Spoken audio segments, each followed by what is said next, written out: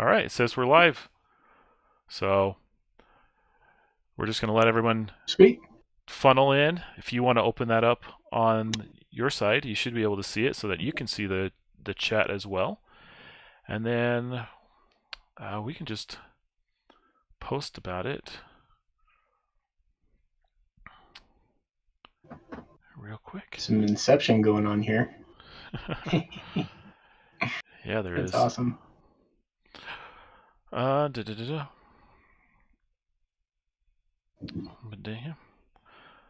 just telling you, all this technology is just super fun. The best. Just Well, the best. super glad that you're having me on your show here, Kane. Happy to have you. I'm excited to chat through it and talk about the waste. I mean, Show here, Kane. happy to have you. I'm excited to chat. Okay. All right. Got the chat set.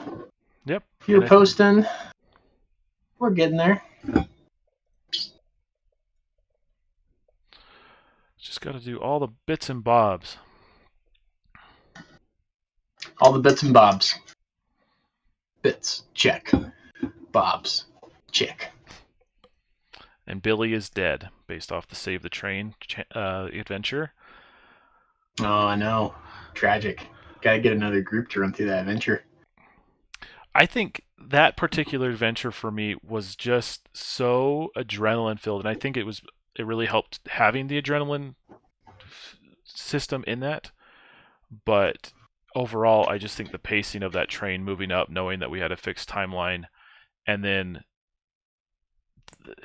we faced a mid boss that I was not expecting at all, and then the boss at the end was just as tough, if not tougher. And it just escalated, and then I thought we'd hit the climax once we got to that midpoint, but we can had you running ragged as you went in the finale. I know, and those classic bullets, GM move. And those bullets went so fast. Okay, we'll probably give it just one more minute as we settle in, and then we'll start talking about the waste is not kind. Yeah, looking forward to it.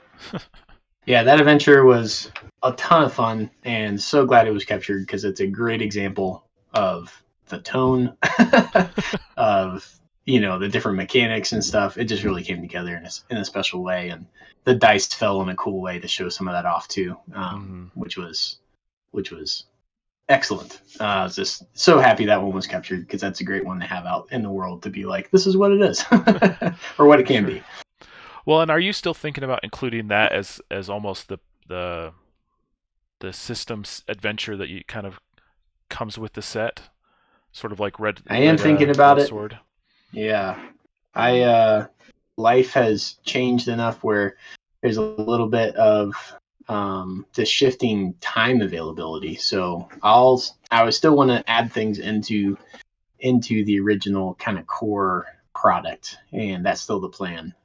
But the pace of that and everything is just it's what I'm figuring out. What's going to be what I'm excited about, what's going to be adding like a lot of value, what's going to be good for other people to jump in on. So all that, my goal for this week creatively was to pick, what like 3 things are going to be added into it. So nice. we'll see. But I think that'd be a great one. Yeah, we'll just have to wait and see, I guess. Well, I'm excited for it. I think. Yeah, go for it. Nope, that's all I got. Okay, sounds good. Well, I think we can get started. I'm just excited to talk more about it just because having play tested it a little bit, working with you from almost the beginning, getting to see this turn into a final product has been just a real highlight for me. And so getting to dive deeper into it and share it has been really exciting. And so I've got the PDF over here on the screen, and so I figured what we could end up doing is maybe having you talk us through like what the waste is, how you kind of came into wanting to create it, adding that to kind of the ICRPG world, or kind of this the scene of, I guess, of it all.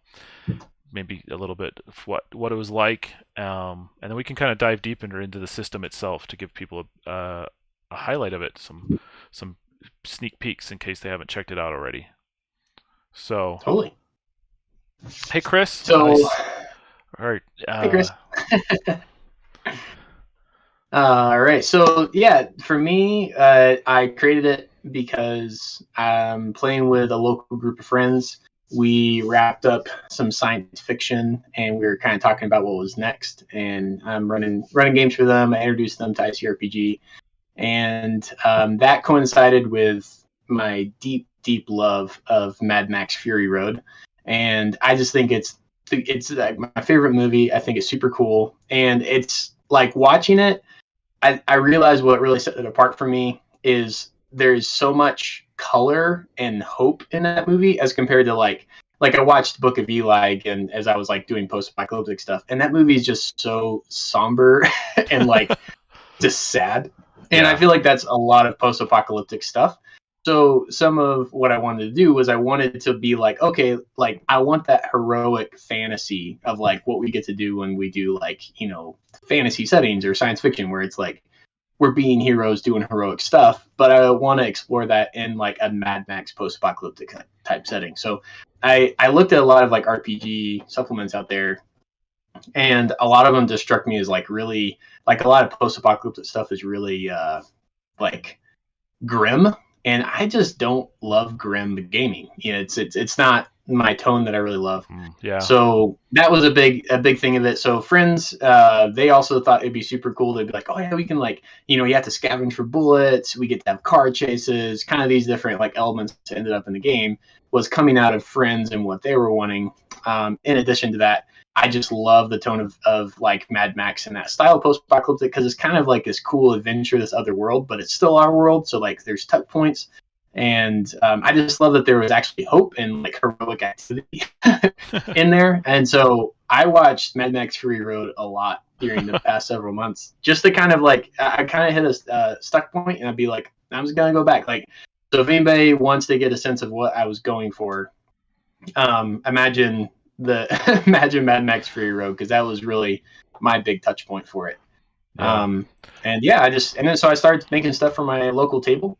And then I was at a point where I'd never tried to publish anything, and I realized I was doing 90% of the work to create these things for the table. And I was like, well, what if I do the extra 10% of polish and try to get it out there and sell a PDF? So that was kind of the thought origin and kind of the touch point. No, that's for sure. And what I really enjoy about it is that, you say post-apocalyptic post-apocalyptic, and you immediately think zombies or Fallout and radioactivity and just end of the world stuff. And I agree that kind of genre can be quite dark, and it's hard to maintain over time, especially just playing in that world. But as I looked into it and you shared a lot of stuff with me, I really liked that there was this element of jovialness, I guess is a good word maybe of saying it, but like lighthearted, fun, high energy that was to it. It wasn't dragging me down. It was saying, "Here, I'm gonna just like shoot you up with as much energy as I can, and we're gonna crash and burn in this world rather than just kind of fizzle and die." So totally, yeah.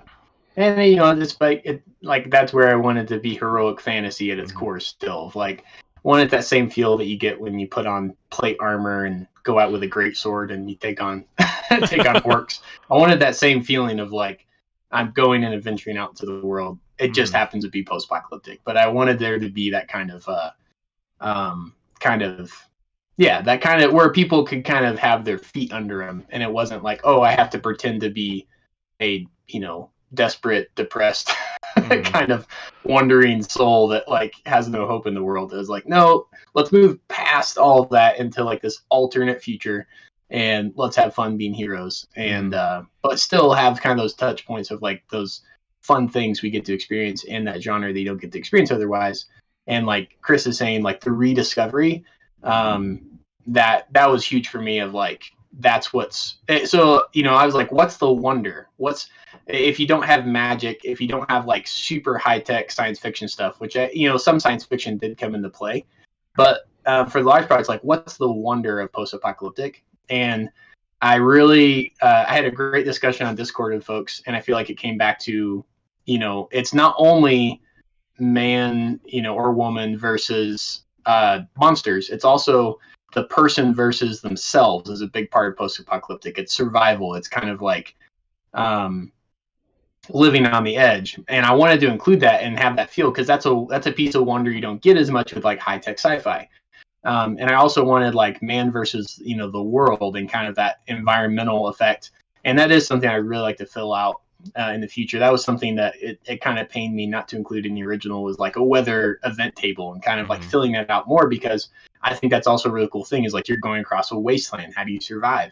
You know, and you have like a, you know, gas powered car, but how do you get that from A to B? And that could be really interesting without it being, I'd never wanted to get into like nitty gritty, super crunchy, like, you know, counting every single piece of thing. But I wanted to give that sense of survival too. So that for me was kind of the wonder, and that rediscovery was a big part of that too. Of like, you know, you go into these steel net bunkers in the game, and you can put little tokens of like our world in there. So like my play, when me and my friends were playing, we went into like, and it was like a rec room, and they had been assigned like if you find any books, then those books are really valuable in this world. So if you find books, bring them back to the librarian, and you can. It's kind of like finding treasure in a dungeon. And so it was fun to think of like what books would be there, and they were just like magazines that were just part of a rec room, and like part of something that you would never pay attention to normally. But being able to put this twist on it made these really ordinary things interesting again. And I think that's a really big part of like the wonder that's really fun to explore. And it's a really unique thing where you don't get that as much in high-tech sci-fi. You don't get that as much in like fantasy. So you can kind of play with this world, but it's totally other at the same time. And I think that's really cool, and why I've been really drawn to like develop this and how much work I put into it. Yeah. Well, and speaking of discovery, there's one thing that I noticed that is different from perhaps other ones, and I know roll tables are not they're a very common thing, but I liked how if we dig into your PDF a little bit, a lot of your the system starts out with roll tables. And so I'm just going to kind of scroll down, and there seems to be about a roll table on every page, but once you kind of get into the character creation, that's where I really started to see a lot of those, and starting to discover your character as well as what they have. I know for me, the couple characters that I spun up, I ended up with like gloves or a pickaxe or, you know, or a shovel. I remember our first game on when we were doing some card combat, somebody just had a shovel and somebody ended up just chucking it from one car to the other. And I mean, like, that's an element of common stuff like the magazines that you wouldn't normally think about, but it was a memorable moment for me. And it came about because those things become a lot more precious. Yeah. So one thing I realized this as a game master was I realized that what loot tables you're bringing into your game have a huge effect on the tone of the game. So when I played my sci-fi campaign, we were just using warp shell loot from ICRPG, and that fits really well with the tone of it. And that loot is pretty wacky. It's kind of all over the place. And by the time that somebody's accumulated, and I didn't have a ton of like destroying loot in the game, so I had like one character had like 12 pieces of loot, and they were doing insane stuff by the end of the campaign. They're like, well, I'm going to use this to do this, I'm going to do this to this. And it was super fun, but it was also like, it was hard for me as a GM to kind of feel like I had my head wrapped around it, because every character had like 10 of these crazy things. So one thing I really realized that for me making a game for myself was controlling the loot that I put in there helps establish where the emphasis is. So by a lot of the loot in The Waste Is Not Kind, except for the steel net tech, is kind of ordinary stuff, and it's kind of disposable, and it's not like these like super powerful big items. Like you can get really excited about this like custom gun or something, but like the last, like you said, is like a military shovel that you could just use and kind of, it's not like a key part. And I did that on purpose because I wanted these basic normal items that you stumble across in everyday life to become these creative things. Like I wanted to hit that middle point of like something like Maze Rats, where it's just like a 10-foot pole and there's no description of mechanical effect. But I also wanted to be able to provide a brief mechanical effect to do some heavy lifting. Give something where it's somebody doesn't have to just create everything themselves, but you can have it where it's like it is kind of an ordinary thing. Like there are some things I left in there that are just simply, this is what it is, do what you will with it. Like it's it's an old oil, so it's slick and flammable, have fun. And so I tried to include things in there that did allow that kind of like, oh, I can be creative and give that player agency. And so the loot tables that you see in that are definitely a lot of my philosophy of like, oh, I like this kind of tighter realm of what can show up, because it kind of kept the emphasis like on the characters and a little bit less on like what items they're getting, which is a different feel from some of like the core ICRPG stuff. Yeah. So speaking of characters, again, another differentiating piece about it was you still kept to kind of the standard ICRPG starter ability, starter loot, almost very similar to kind of Altered State, but these character types are really trimmed down comparatively. Yeah. And I mean, you've touched on several kind of, I imagine, tropes of that post-apocalyptic wasteland. You've got your Duster War Dogs, which are, your brutes, your berserkers. You've got Rev Heads, which are for the cars, keepers, boomers, maniacs. And again, I think as just like with loot, I've always found that the types of characters that you can play just from the original system, not just the DIY, because ICRPG, obviously you can hack about anything you want into this world.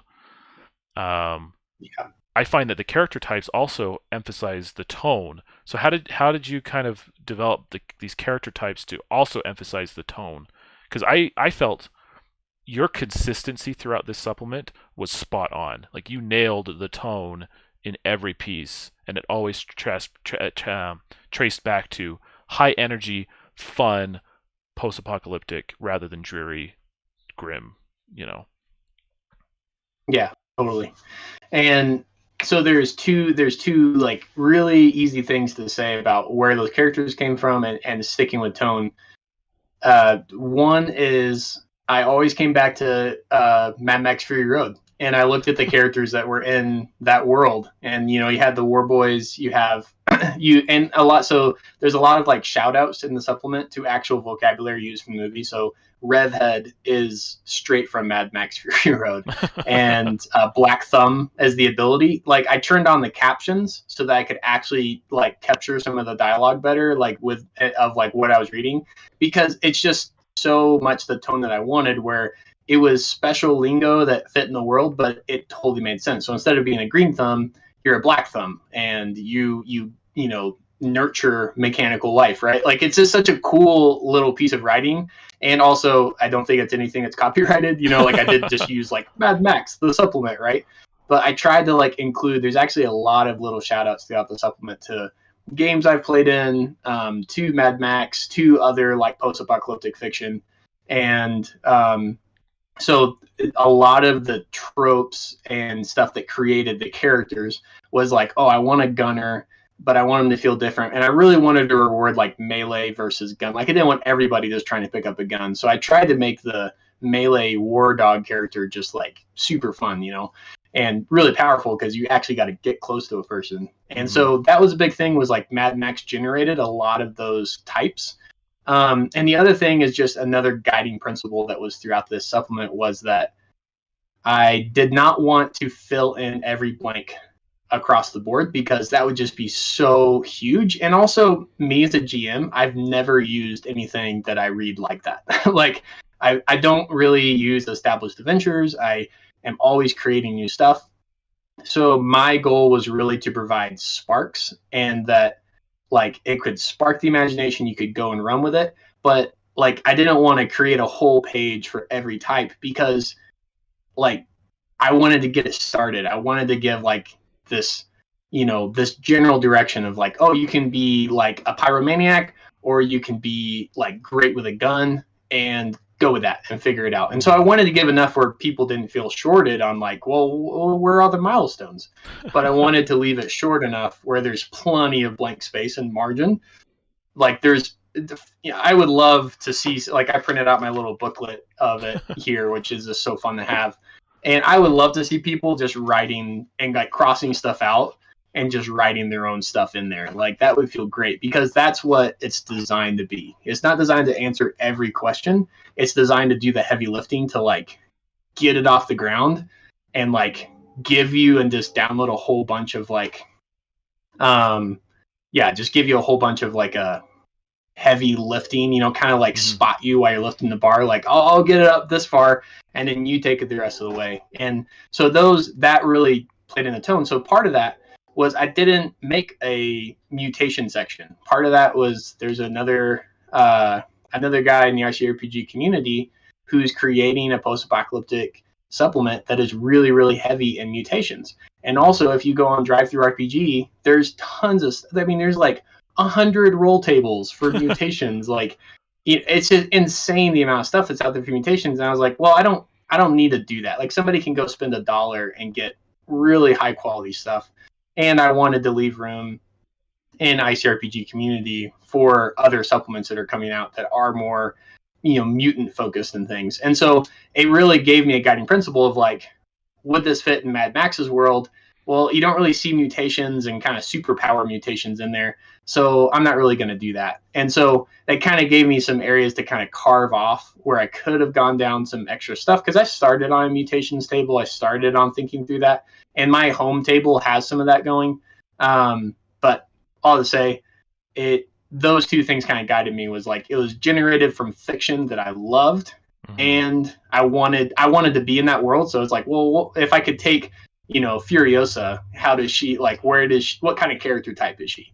Mm-hmm. And the other thing was I didn't want to be everything. I didn't want to cover all the ground. I just wanted this little slice of the genre. And that really helped keep the tone consistent because I didn't want to be Fallout. I didn't want to be, mutant focused and things like that. So that kind of kept it a bit more on focus. For sure. And I see a question from Chris. I'm not familiar to the African Queen, so I don't really have an answer to that question. I guess you have to put it on your watch list. I've seen African Queen one time, and I need to go back, but we'll have to chat. So I guess, and I apologize, I was bouncing around the PDF a little bit while you're chatting because the things that you were saying about those sparks, and you know this, one of my favorite pieces of this whole world is the train. Like, I love your concept of the train. And let me see if I can find it. Is here. And it was just a faction. It's the train. It's a traveling sanctuary medical center. It's powered by perpetual engines. No one touches it. Everyone, no matter who you are, is supposed to just leave it alone because it helps everyone. And then, like, if you mess with the train, you mess with everybody. It's kind of like that no-go zone. And there's just something about that concept, and all you wrote about it was 4 bullet points, and I cannot stop thinking about the train. And when you said the first adventure was going to be the train, I was going to be on board. And to me, that's a success and the power of a spark. If you really can capture a good spark, it can land in someone's mind and just stick with them. And so I think you've done really well, and I wanted to show off the world section a little bit as well, because that's what you've done again throughout this whole thing. Is you have this portion of the world, a small kind of area that leaves lots of room on the outside, but every faction gets a little bullet point. Every town gets essentially one little page with some bullets, very similar to how Worlds in ICRPG did it, but again, that's straight out of like the Alfheim like pages where it goes through like a part of Alfheim. That's like just reskinned, reflavored, but there's a book in there's a page in Master Edition where he's like, build your own sector and practice, and he basically, Hank just walks through sentence by sentence, like, this is how to give these juicy details. And I just highly recommend that for anybody doing world building. I think it's like Krask or something is the reference in Master Edition. But it's just all that, and it's one page in like all those awesome pages of Master Edition. And I was just skimming through. I was like, oh wow, look at this. This is just a how-to to like build a juicy hook, like hook material.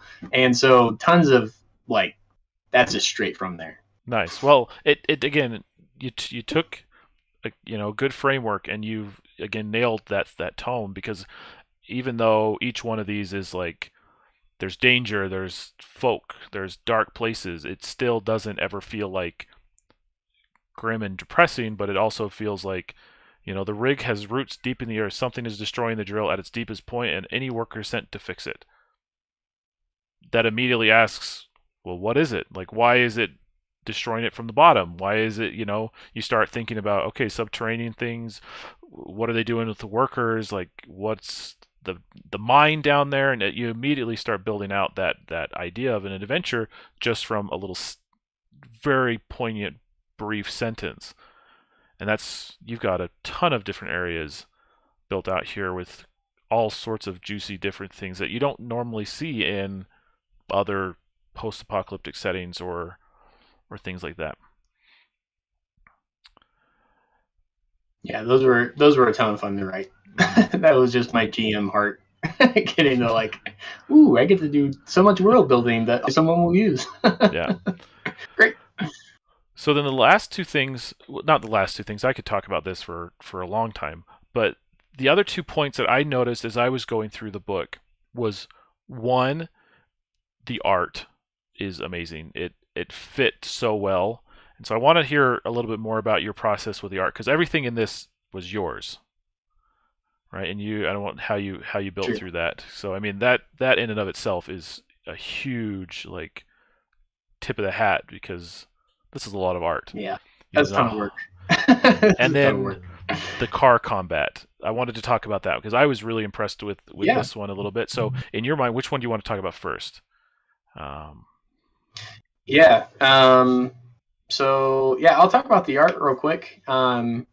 So I loved the art in Viking Death Squad, and I doodled as a kid. I have a little bit of, like it wasn't like I totally had to start from complete scratch when I started doing the art for this, but a lot of this was a huge growth area for me. That's why I stuck a lot to portraits and drawing faces, because I haven't done a lot of character art and design. And this was all me learning for myself and then wanting somewhere for it to go. So my wife just totally surprised me with a remarkable tablet. And because I'd been looking into it because of all the amazing stuff that I saw Hank do with Viking Death Squad. And I love black and white. It's just my favorite. Like, I love black and white. I love the ICRPG style, and I know that I wanted what I was doing to fit in with that, as well as, by not doing full color and still keeping it characterized, not trying to do this ultra realistic like crazy stuff.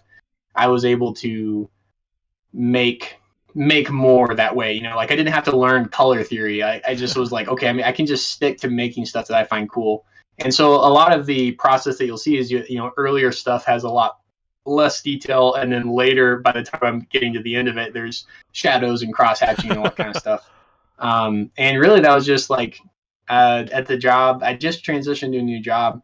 The job I had before had, these pretty long lunch breaks, and then there'd be these like busy shifts on either side.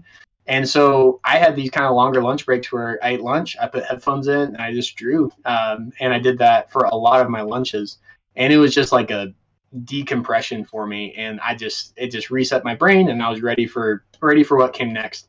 Mm-hmm. And so once I really gained steam with making some of it, it was just fun. Like I didn't necessarily, like, a lot of this was also made for my game I was playing with my friends. So the character art, several of the types specifically, those are my friends' characters. So like I was drawing them of like, well, describe your character, and then I would draw a little portrait for them that they could put on the table. And so that is something that I hope comes through in the art and also the world, is that a lot of the things that were generated by play and by time at the table with my friends. So the train was actually one of their ideas, and they wanted a philanthropist train. And our table, it was a place where children were taken care of that were like special needs, and it was like this totally sanctuary. So that's where the sanctuary idea came in,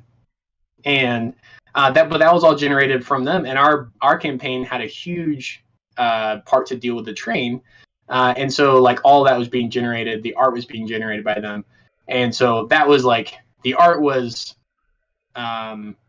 just deeply connected into.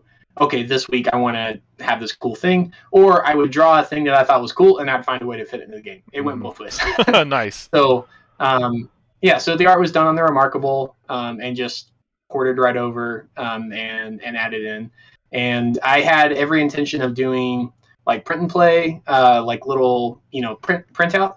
And I love the Remarkable. I'm so thankful for it. And some of their software is glitchy, and when I synced up and uploaded some things, it took a lot of my art and like reversed it to like halfway through drawing. And I have no idea how that happened, but like so I'm having to go back through like old email exports that I got and all this stuff. So eventually I do want to put like a print and play where you can have little paper portraits and stuff like that and include that in there. But it was just going to be so much work, and I needed to get this out there. So that's incoming. So that was art. That was the art piece. And as far as like style goes, I don't have another style. I'm new enough to art that like I couldn't create a different feel. I didn't do this feel intentionally. This was just what came out when I drew. Well, I think it fits, and so it ended up working well. Yeah. Yeah, I think it's great. And then car combat. So yeah, this was something that I feel like we developed together, because I know that both of us don't love super crunchy combat, and both of us don't love like this like really like fine-tuned like a role, a mechanic for everything. So I wanted to translate that into car combat, because car combat can just become so complex, and I know I really didn't want it to become about the cars. And that was a really big guiding principle, is like I want to keep it about the characters and what they're doing. And again, I got to go back to Mad Max Fury Road. If you watch Mad Max Fury Road, the cars are there and they're super cool, but they're totally in the background to the characters. So if you watch like the final chase scene, every car has like one thing going on, and then there's a person operating that thing all the time. There's never like this automatic gun turret. It's like someone's holding a gun, and then they're jumping back and forth from the cars. Like it's just super easy. They're just boop, boop, boop, boop, boop, and the cars just go along in a straight line, and it's so awesome. So I basically just watched how the director of that movie did that, and I feel like there was some really key things of just like visual language and that kind of stuff. I was like, how does that translate in RPGs? And that's where these car combat ideas came from, to where I just wanted to give a few principles, and I feel like at the table they work really well. They were hard to write and like articulate where I could really get it, and I'm really glad we're doing this because we can have a chance to talk about it, because it's a hard thing to articulate all these kind of like the boiling down process of like how to just keep it tight and cool. So I'd love to hear kind of what you noticed in that. I don't want to talk the whole time, but that was kind of the big ideas of what I wanted to do. No, for sure. I did forget like one other piece that I loved. I'm going to talk about grit and adrenaline as well. But for me, you've highlighted to here, vehicles are just platforms for characters, and you kind of, when we were talking about that, how we differentiate between that, the idea of focusing on the character really was the guiding light for that car combat. How can you put the car in the background, bring the player to the forefront? And it really became, and what I felt about it as we played it a couple times, was that these cars are just essentially little islands on this kind of platform game. And so I really enjoyed that, okay, I'm on this truck and it's got a trailer in the back, and okay, I'm chasing this other car. What we're going to do is like, okay, I'm going to drive, but even then, like, I'm not just limited to driving. Like, I'm kind of moving, but I can still do my action. So I was never locked down in that way. It's like, okay, then I know another player was like, okay, I'm gonna get out. I'm gonna get on the hood. You move me close enough, and I'm just gonna jump. And he just jumps in, and he has his Wolverine claws, and he just latches onto the front hood of the other car, and he just starts tearing out the engine of the other car. And so totally. all the while, that car, both of our cars are just platforms, and it's like, okay, this other one has a couple guys with guns in it. Okay, I need to take them out, but I don't need to. I'm not going to focus my attention on the car. I'm going to focus my attention on the other enemies. So even when we were fighting other cars, we were still thinking about the people in the car rather than the car itself. I remember, and all that is super intentional. Yeah. It's like, this is almost something I want to like bookmark for future viewers, because this was like some of the stuff that I didn't know how to write, but I found helpful. And like, this was a few things at our table that we established with cars. We said every car in this world has the same mechanism that you see in Mad Max, where they slam down the gas pedal and it just goes forward. So if a driver wants to just go forward, they can slam the gas pedal down and like have a few seconds away from the wheel before they totally lose control. So all of a sudden you eliminate this whole thing where it's like, this is all the character does. Like, I'm just, this is what, which is boring. And it's hard to like keep feeding enough. Yeah, as a GM, it's hard to like feed enough to that person to keep it feel really cool. It's like, well, make a driving roll. It's like, roll another one. So it's really cool because it gave him that chance to decide, do I want to get positioning or do I want to do something as my character? So that was one of them, was like, every vehicle has that. And the other thing was, it's hard to fall off cars. I know that this is not realistic. I know that like this is not, because everyone, when they come to car combat, they're going to want to shoot the tires out and they're going to want to throw people off the car, because it just makes the most sense. And that's like all the fiction is like, that's how you deal with the problem. So I try not to like limit options for players, but if you make those harder, then it opens up a lot more cool, creative stuff instead of just like, well, I'm going to throw this guy off, I'm going to shoot those tires out. So that was a big thing I decided to do, is like, well, you can target the cars, but the guy inside has way less hit points. So if you can find a way to kind of, get that turtle out of his shell, all of a sudden you eliminate this huge, like I had this big, truck rig, which, by the way, if anybody needs post-apocalyptic car art, Junked from Runehammer games, is I just took all the art from that and I put it up and I printed index card versions of it, all kind of stuff. So I did not include car art except for like one or two pieces in my game, because that stuff is so amazing that I was just like, just go buy that. And it's like a few bucks. It's totally worth it just for that. So I had those and I just moved those around the table, and there was like this big truck with a big machine gun turret. And it's like, yeah, if you just want to take pot shots at it, you can, or you can figure out how to get in there, dig them out, and that's going to lead to these really cool character modes, because again, it's just like, it's about your character navigating these islands to get to this one guy who's essentially encased in moving armor. And you can kind of put out of your mind, like, how fast are we going, how much fuel are we using, like all this kind of stuff. So I'm a really big fan of like paring it down to a few principles, and those were some principles that really guided us into making cool stuff. So one night we had, it was 7 rounds. It was all car combat. This was with my friends. It was 7 rounds. I think it lasted over 2 hours, and nobody was bored, because every round that somebody was doing something in that car combat was so cool and epic that we were just like, heck yeah, you do that, like, let's go for it. And they would roll. And I mean, one person had like the exosuit and they were like jumping from car to car, like in the Matrix. There was a motorcycle that was like dragging somebody at one point. They were in like this, tunnel area, and it was so cool. And I can just speak from experience. If you get a couple of key principles in place for car combat, you can make it so much more fun. But it's just, you just need like 4 rounds, and it's still awesome. But it's never about the cars, and that's what I love. It's never about the cars. It's ever about the people, and that's what makes it exciting. Totally. So, and that's going to lead me into the thing that I forgot to mention, which is one of my favorite parts, if not my favorite part about this whole system, is grit and adrenaline. And so I'm going to find those in the PDFs. There's a couple questions in the chat, if you want to look over that while I try to find it. Hey, thanks, John. That's awesome. When picked up a copy. That's fun.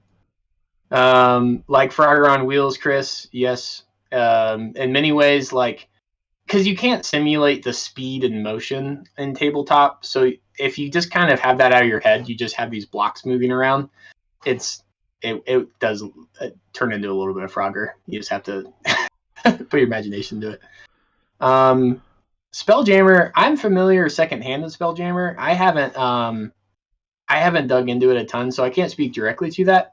But if it's like ship to ship combat, I would do something very similar. If I was to run ships now, I would try to get the ships as islands that people can cross and stuff. I think doing naval combat, that's on my bucket list of gaming. I think it'd be really fun to like fire cannons and have stuff blowing up and stuff. I think that'd be really cool. But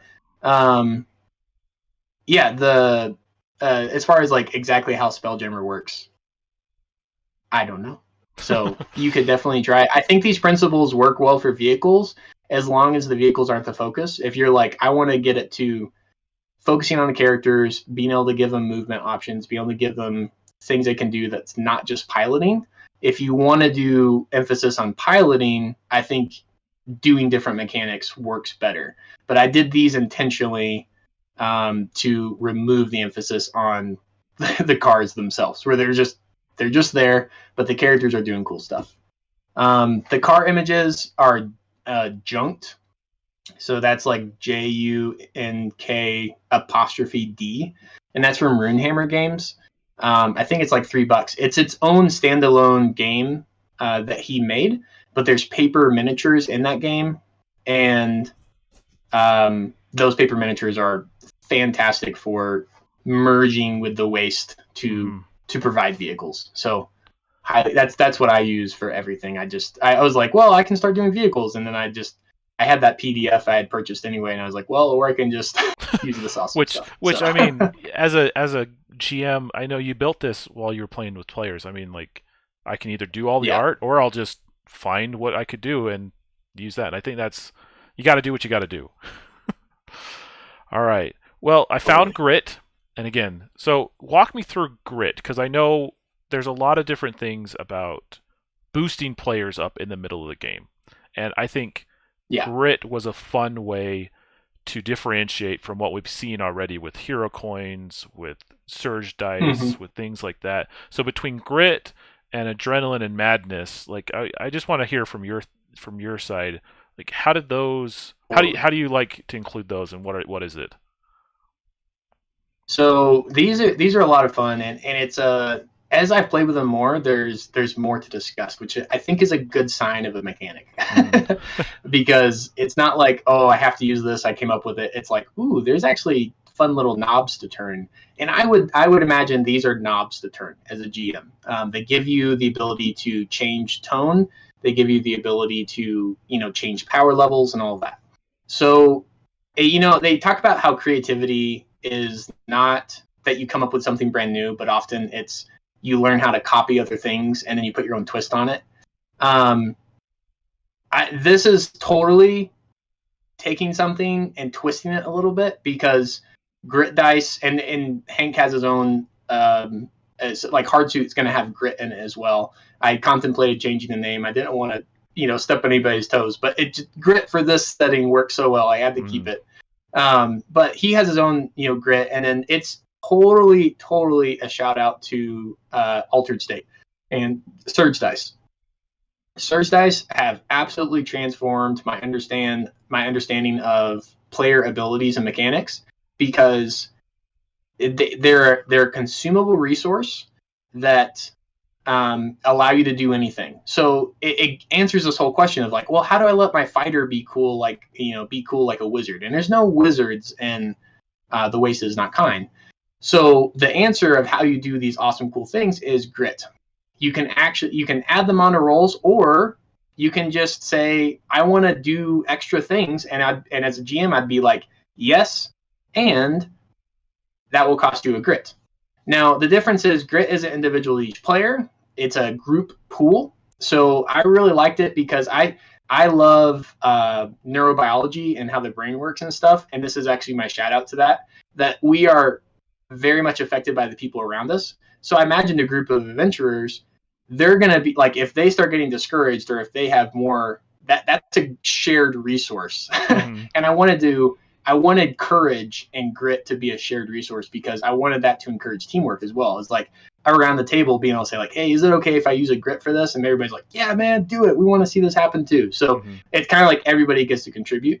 Yeah, I saw and that. Also it kind of fits a little bit of that Conan momentum kind of mechanic as well, which I just think is super cool. So yeah, and I saw that in the games too, where I liked. I'm going to be honest for a second. I've had a personal struggle with Surge dice for a long time because for me, I've always struggled where I like to see players occasionally fail sometimes, and then it changes the story. And I've seen that right. if you add too many things that allow players to consume and then kind of like overcome the odds, it leads to less opportunity for failure, which then leads to more. Not I don't want them to fail. I want them to think through problems. And so I've never really used Surge dice, but when I came in and played with Grit, I absolutely loved it so much because of that shared portion of it, and it was because the whole table was sharing this very limited resource. And so I remember when we were doing the Save the Train, it did bring us as players together, just like Chris mentioned. Like I was talking with the other ones, like, okay, we have 3 grit left. Like, is this the time to use it? Oh no, let's save it. Like I think we're gonna need it. Okay, let's save it. Can I use 2? Yeah. Do I need to use 2 in this? Maybe we'll just use 1. No, maybe. And it did bring us together, and it made us contemplate: when do I really want that success versus am I okay with the failure that might happen? And I really like that. Totally. Yeah, and for me, this was, talking about wonder in post-apocalyptic fiction. This was a way to introduce wonder because in post-apocalyptic fiction, it's people going against, desperate odds and overcoming the undefeatable. And I wanted Grit to be, I didn't want to call it magic. I didn't want to have psychic abilities or anything. But in some ways, you can think of it kind of like magic because it's like this, resource that you can pull off something incredible like jumping from one car to the other and ripping out the engine with your Wolverine claws. Mm-hmm. That's not something that an ordinary person gets to do. But because of Grit, you can give that permission, but it's like they can't do that every turn or they're going to get exhausted. And so it really kind of gives that permission, but then, the players get to discuss. So that's Grit is a shared resource. That's the D10. That's the only thing that is used with the D10. There's no energy or magic category in the Waste Is Not Kind. It's all replaced with Grit, and that's a little bit of a nod to like this is the magic in the game is like the Grit. So some of the character types also get to like modify that a little bit, and you have one character that can just like start to pile those up and be a nuke that just unleashes it all at once. So that's a lot of fun. But that leads us into the other thing. Sorry, go for it. So then that's Grit. And then Adrenaline and Madness is a thinly veiled ode, and tons of a big part of the credit of that individual idea is Mothership and Mothership RPG and the stress and panic system. So I think that is super cool. And I will tell you, in action, it gives another way to challenge players without constantly having to throw actual damage at them. It kind of keeps it like, hey, there's actually big stuff happening here, but you don't always have to have a monster right in front of them. And I think this is actually a really cool way to change the tone in your game. So if you don't want nihilistic, we just want to survive and everybody's expendable, it's actually a really cool way to enforce this as a GM. So when we were playing Save the Train, there's a moment where you guys left a human being with a monster and closed the door. And I realized in that moment, like, boom, this is a way to emphasize tone because you're doing something kind of inhuman here. Like this takes some, you have to resist empathy.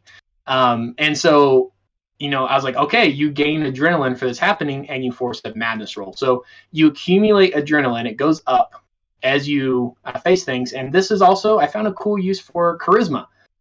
So charisma stat often is just like, it has a kind of a narrow purpose. Mm-hmm. And so I just said charisma stat is resisting mental stressors, period. And that was super fun because it gave a cool way where your character is high in charisma. They like keep their cool a lot more. And so you can get through mental stressors, or you can get it through physical stressors, and you resist with constitution. Adrenaline starts to stack up. And then when something crazy happens, or you get like a critical fail, you do a madness roll and you try to get higher than adrenaline. This will all sound super familiar to Mothership. Mothership players, because that stress, it's directly from the stress system there. But I wanted to make it where stress is not always bad. Adrenaline is not always bad, because in Mothership it's just like crap is hitting the fan and that's the whole game. But I wanted this to feel like, ooh, it could go bad or it could go good. So actually on the madness table, you can actually get a stat bonus if you roll a 20 on a madness check. Or you can die instantly. Yeah. And I wanted it to feel like that big swing, and it's dangerous. But the other thing is adrenaline adds in the grit. So it feels like a lot to like say out loud. It's my one fiddly mechanic I added in, because I don't like tons of mechanics for mechanics' sake. But those chaining together have proved pretty cool. Well, and I will say that in practice, yeah, as we talk about it, it does sound fiddly, but I will say that in practice, it really added a ton to it. Because I mean, that Save the Train adventure, I was Billy. I started out pretty cool. I got a nat 20 on my first roll. I was like, I'm awesome. And as the train progressed, like I was getting a ton of adrenaline, because first off, car chases was adrenaline pumping. The first room was dark and didn't really get much there. The second room was crazy. This thing popped out of nowhere and we were fighting them and got more adrenaline. Then we faced a big monster that was more adrenaline and led to the thing. And by the end of it, I was at like 12 or 13 adrenaline, and it felt like it. I could see how it progressed through the whole adventure. But it was also really tempting, because I'm like, I'm cool with this, because I roll my grit and then I add that adrenaline. So if I rolled my grit, it was like plus 13 to whatever I rolled on the D10, and that's a huge bonus. But that madness started coming in, and I knew every time you called for a madness roll, it's like, there's no way that I'm going to roll above a 13, or below a 13 or whatever. Like, I'm just going to roll higher than your adrenaline. Yeah. So it's like, this is getting harder and harder, and I'm like, okay, madness is coming, and it felt so applicable to what that adventure was. So in writing, fiddly. In practice, super fitting, and really added to the overall. And it lets you give a little bit of a horror element, which is a lot of fun. Mm-hmm. And I've wanted to play Mothership so bad, and again, I don't love grim games. So like Chris is saying, where it's like they can, like, stress and sanity are cool, they take things grimdark in a hurry. I designed the madness table in such a way to avoid overly grim dark things, where it's like, yes, death is a possibility, but it's kind of physically described. It's not like your brain just totally breaks. It's not like you have a psychotic episode. Like, there was a certain themes I didn't want to touch on because they just make me feel a little bit icky. And that's kind of one of the reasons I haven't dove into Mothership, was like, like you relieve stress by like going to a bar after a mission. I'm like, it's not really like, I just don't love the role play that's going to result from these ways to relieve stress. Like, I want to design, but I love this idea that you can, quote unquote, damage players without a monster. Mm-hmm. And that feels really cool. And so you can have these moments and that's how you can deal with like fighting the environment, is like all of a sudden it gets super cold, or you're dealing with a dust storm. Okay, every round you're out in the dust storm, you gain another adrenaline, because it's just like so physically overwhelming. And you can do those things without being like, oh, you're just getting hurt. It's like sandpaper and you're dying. But it gives this feel where, a player can look down at their sheet and see this start to stack up, and it could result in death. Like it's the human heart and mind can only take so much. And I think that it was really fun. So it's Surge Dice plus Mothership stuck together, some like new connections. That's where you get grit, adrenaline, and madness. And again, like the rest of this, like those little connections, I love hearing about your touch points and what originated the ideas, but you didn't just take the thing from a different system and just plop it in as it is. You connected them in with the core tissue of those core ideas, high adrenaline, high energy, Mad Max, that those shining lights, guiding lights, and stitched them together in a way that I felt was just so well done and well put together to provide that overall tone. Which, yeah, I'll tell you this every time we talk about it, that the tone is just spot on, and I'll repeat myself forever. Thanks, man. Also, hey Victor, you said what's up a while ago, but good to see you. Well, I Yeah. I have to say that I think we've dove into the book a lot, and I definitely see that if you haven't grabbed it, like, I highly recommend it. It's just a few dollars. Support JD and what he's doing. Grab a little snippet of something that you might not have seen in other ICRPG areas. I felt that the apocalyptic scene just hasn't really gotten a lot of love from it. So I felt it was a well timed supplement to add to that world, so you can fit that in. But I guess the last couple minutes, if there's any just any other questions, I guess we want to ask JD. I've asked plenty, but if there's anybody else who has a few for him, we can open up for Q&A, and then we can call it a night. And we could probably go play some games. That would be nice. Yeah. Games on a Tuesday. So I guess maybe I'll just say the same thing. Maybe, Hankerin probably has a really good idea. Like, include just question. We'll do our best. Obviously, we don't have a ton. We're not. The stream isn't going a lot, so don't worry about that. Yeah. So Victor is asking JD, what do you have planned next? Yeah. So I think that I've been trying to find this balance between learning and dipping my toes in creating products and like doing marketing and like putting stuff out there on Instagram. And that's where my little moniker Epic Sloth Games has come from. It's just my own little thing of like, I'm dipping my toes into game design and game creation, and I had a ton of fun with The Waste Is Not Kind. And I thought that I would like hit publish and just be like, oh my gosh, like I don't want to look at this for a while, because it was just like the last couple of weeks of getting it ready were just like huge respect for creators that do that. It's it's awesome. And so yeah, tons of respect. I mean, it was like, this is a 27 page, and I think I'm proud that it's jam packed 27 pages. Mm-hmm. And it's only 27 pages, and I just think of like the amount of creative work that's done is just amazing. So I want to continue to create things, and I want to continue to create things for The Waste Is Not Kind. Especially, I'd love to hear from people. Like, it's kind of been radio silence as far as I've put a few feelers out to be like, hey, whoever got this, like, what would you like to see? And it's haven't really got much response, so it'd be super cool to hear kind of what people want. But also, this is me having fun. So I just, kind of where I get excited. So I am going to, right now, I've already drawn a few other pieces of the roach mutants. And so I've been having fun creating these, animal hybrids, insect hybrids with people. And it's kind of my answer to like, if you want to do something zombie-esque, like this gives you a little bit of room for that. I have never really wanted to play a zombie survival RPG because I have no idea how to handle the whole like one bite and then you're a zombie thing. Like it just that's like I can't wrap my brain around that. But the whole like monster element and stuff I wanted to contribute to. So I'm trying to draw some new art for it that I'm gonna put into it.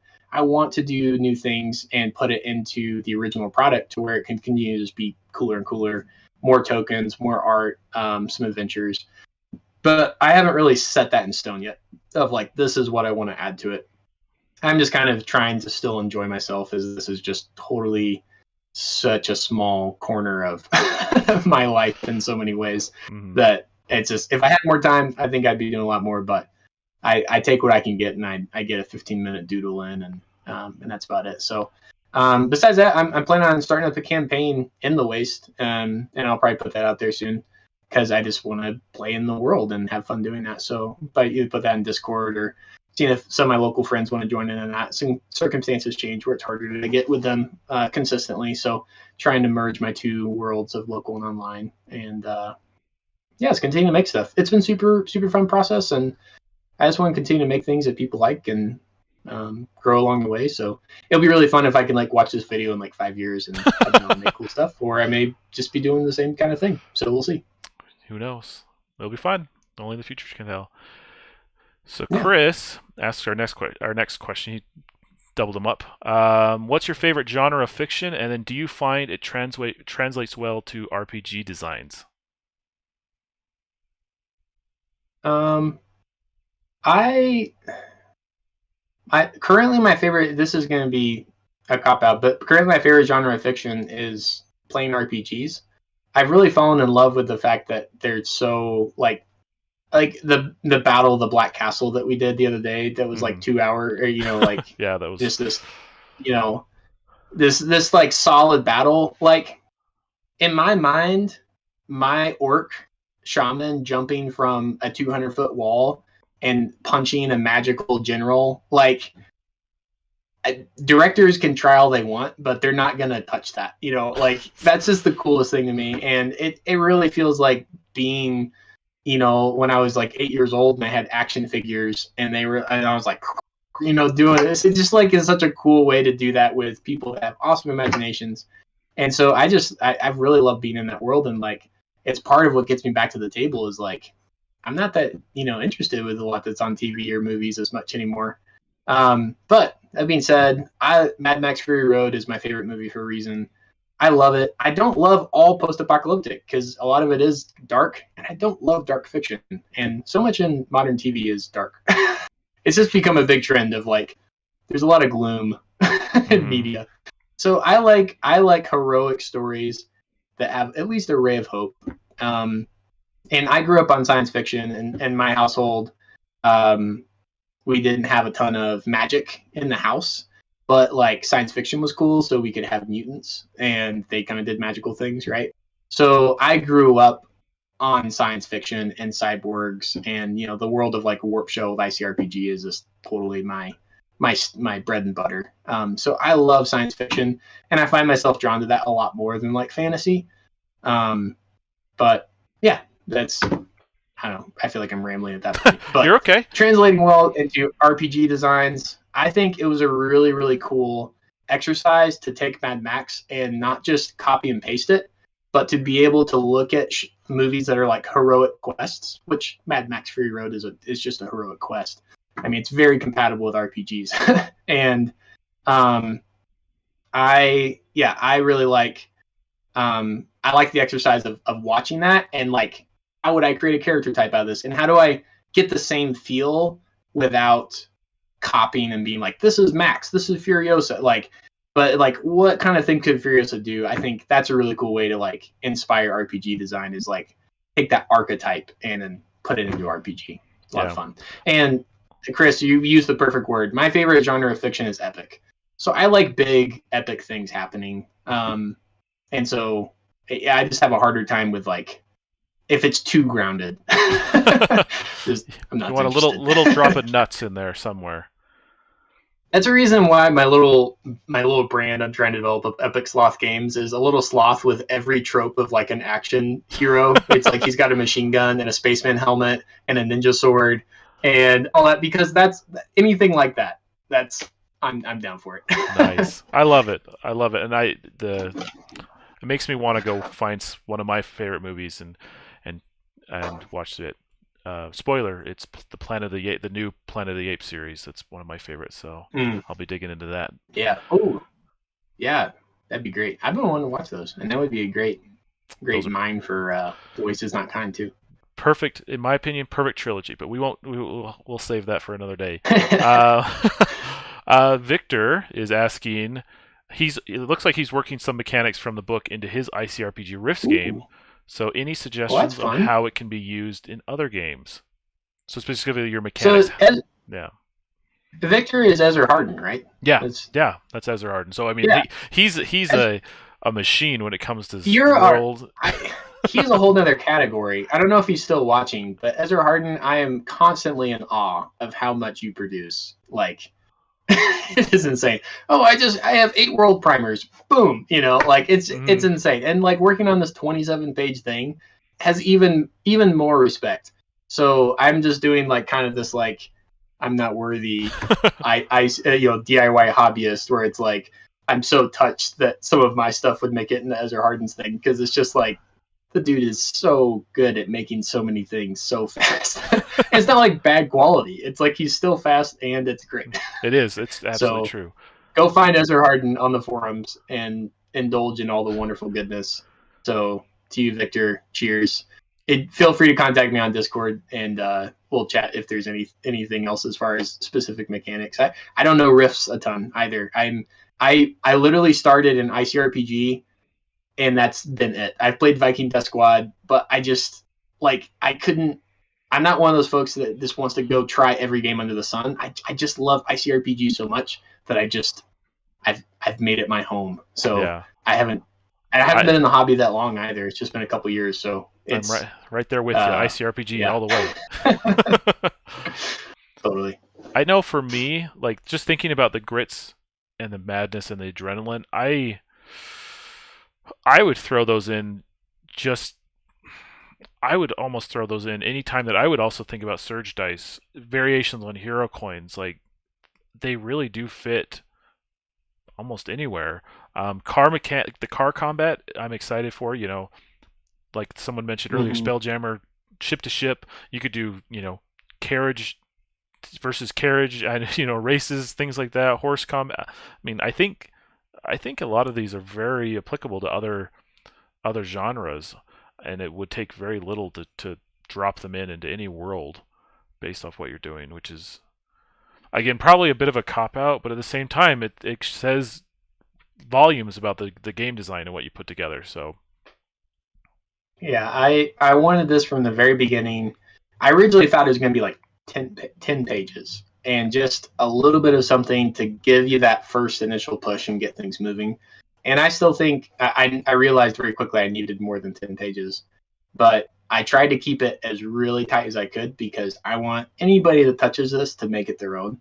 And so if you don't like grit and adrenaline and madness, toss it. You can, and I trust anybody that's reading it. It has the ability to tweak the character types where it's still cool. But I will say that Surge and Grit, I've seen so many discussions pop up on like the Runehammer Discord of like, what about this mechanic? What about this mechanic? And like all this kind of stuff. And so many times these expendable dice to do extra cool things answers so many of those questions.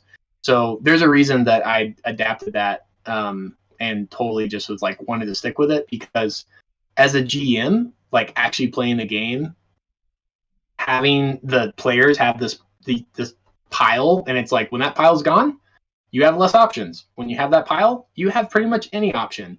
Has eliminated so many conversations, so many nitty-gritty things, so much like over analytical stuff. And I just huge shout out to Alex and what he did in Altered State, and Hank as well. Like I know they collaborated on that. But I just keep bringing other people back to Surge Dice just because they answer so many questions. Mm-hmm. And I hope that my contributions in The Waste Is Not Kind is simplifying things, boiling things down, and avoiding a ton of nitpicky questions. Like I just don't like that at my table, and so I tried to like get it to a point where it's not generating that at other tables. So if you find yourself in minute conversations of like an axle being broken and how long a car would be able to go on after the axle breaks, and like if it's clean fuel, just know that was not the intention. I don't want to have that behind any of that. I don't even want to have that conversation. Turn the radio up if the axle breaks. Just turn it up and hope for the best. There you go. Okay. Well, I think we've caught up to all the questions, and I think we've covered pretty much everything. So I really want to just say thank you, JD, for having this conversation about it. It's been a blast, and getting to talk more about it more openly with others. I hope to continue sharing the goodness that is ICRPG, that is The Waste Is Not Kind. I think there's so much to it, and I what matters is we all get to play some games, and if this is something that you want to try, I highly recommend it. So thank you again for chatting with us and sharing us some thoughts. Yeah, and thank you. It's and this is my first live stream. This is a lot of fun, and also just super fun to like be able to hang out with a friend, talk about games, and have something to offer. So, if anybody ever wants to chat directly, if they see this in the future and they want to chat directly, find me on Discord, and we'll chat. Yeah, maybe we'll have to do this again, and maybe other people will just tell us, "Hey, can you guys talk about this?" And I'd love to do it, but that's for another day. I mean, I'll interview you when you make your project. So that's true. You're hounding me on my project. We'll get there, JD. I'll get there. Okay. Expression of gratitude to John. Thank you, John. Super honored.